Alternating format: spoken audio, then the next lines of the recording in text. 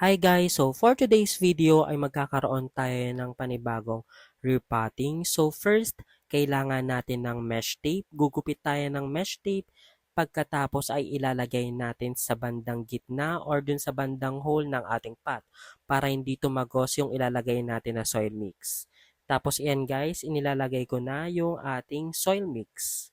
So, after nating ilagay yung ating soil mix, ay lalagyan din po natin siya ng Starkel G para maiwasan ang anumang insekto or peste. So, after nating lagyan ng Starkel G, ay lalagyan din po natin siya ng crush na coco peat para mas mabilis mag-ugat yung ating halaman. After natin lagyan ng crush coco peat, ay nilagyan ko po ng akadama. Isa po siyang magandang indication kung kailangan mo ng diligan ng iyong halaman, kung ito ba ay basa pa yung soil mix or hindi na.